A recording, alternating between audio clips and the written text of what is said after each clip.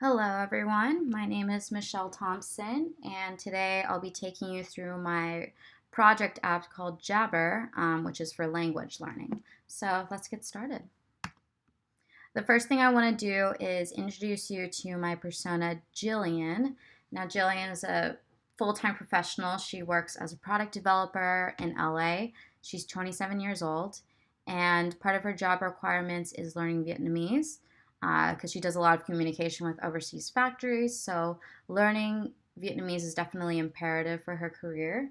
She's also interested in learning French because she's very passionate about traveling, so she wants to be able to utilize that for future travels. So some things that are important to Jillian, she needs a quick, convenient way to study.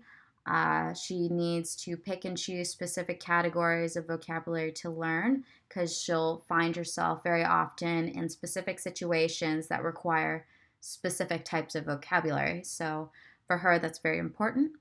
And she also wants a fun and interactive way to learn to help keep her motivated and encouraged and have fun while she studies at the same time.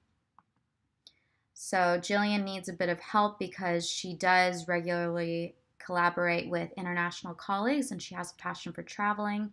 So in terms of a language app, she needs a fun, quick way to study that's also efficient and keeps her motivated. So some key challenges for Jillian is improving her ability to communicate overseas or internationally, finding time to study with a busy schedule because she does have other life priorities that she needs to attend to. So it's important that she can study in very quick, bite sized lessons while she's on her way to work or she is on her lunch break or right before she goes to bed. She also needs help staying focused and motivated while studying and also avoiding boredom. So, all of those things need to help.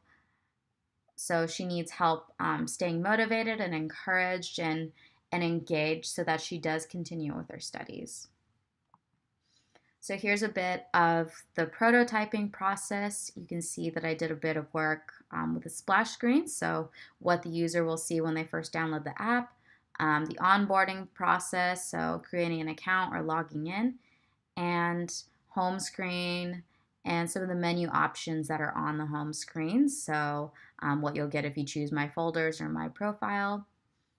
Also, starting a new lesson. So all of the parameters involved with really uh, tailoring the daily lesson experience for the user, and also saving vocabulary into specific folders. So for the usability test plan, there were four specific um, tasks that I asked my users to do. So the first one is creating a new user account to ensure that it's a simple, straightforward, quick process, not painful at all.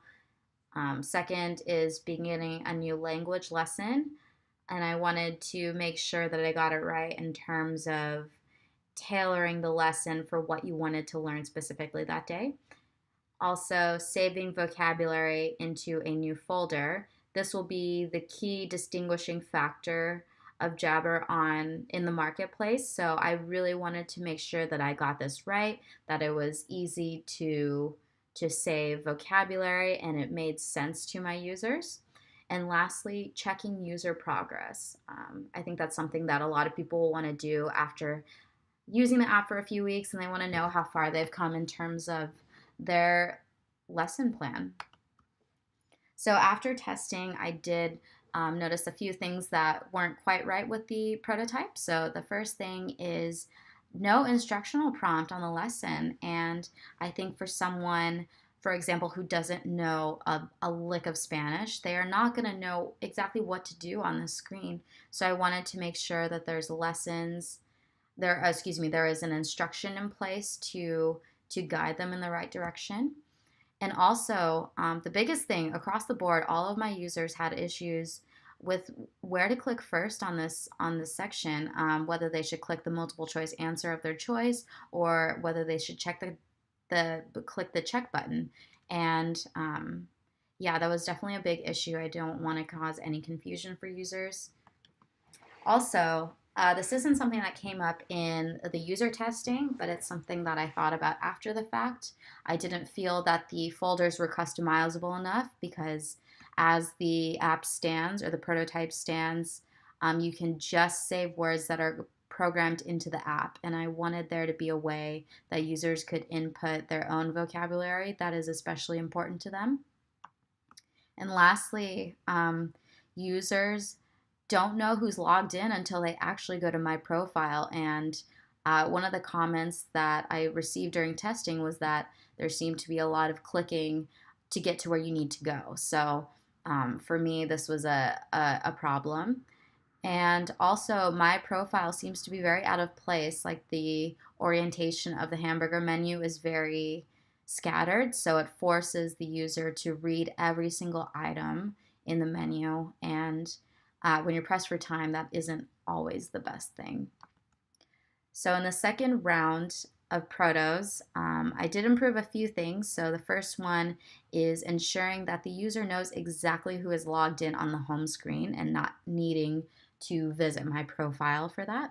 So I made sure to write the username in the greeting in this on the home screen. And also, the biggest change I made was opting for a static navigation bar at the bottom instead of a hamburger menu. I think it really cleans up the user interface and makes it a bit more graphic. So I think that was a good move. Also, for the lesson plan, I included explicit lesson instructions so people knew exactly what to do when they got to the specific prompt. The check button is grayed out, so even if there is a bit of confusion where to click, you will not be able to click the check button. And lastly, I opted to get rid of the star because I didn't think it meant to a lot of users they were saving that vocabulary word into a folder. So instead, I chose a save vocabulary button. So it's very clear what the intention of that is.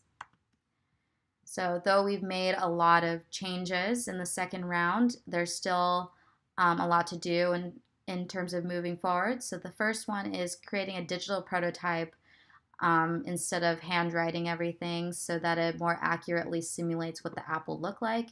The ability to add vocabulary, unique vocabulary, is definitely going to be the biggest task. That's something I haven't yet figured out, so it's something I will have to do a bit more studying on.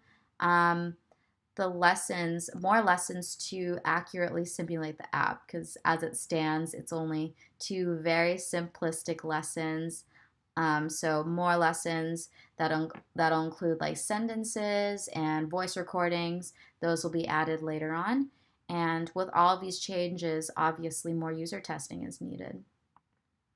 In terms of things that I learned, I learned quite a bit. In terms of pros, I would say competitor research was so helpful in helping me think critically about what an app needs and what works and doesn't work.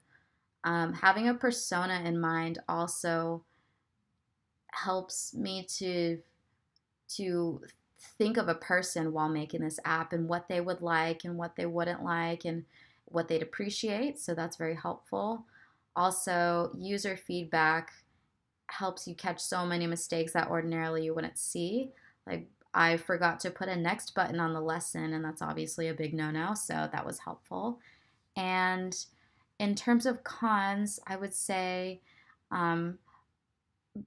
concern with minor details and the wireframing. Those were very time consuming because for wireframing, I didn't do a lot of preparation, so I was kind of winging it. I got really caught up in small details, and that was also time consuming.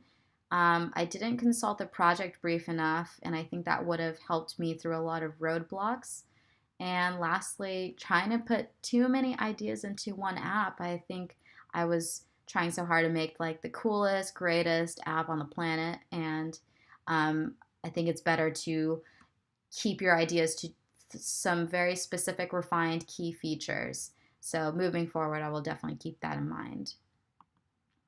And that's my presentation. Thank you so much for watching. If you need to watch it again, you can visit this YouTube link. Thank you.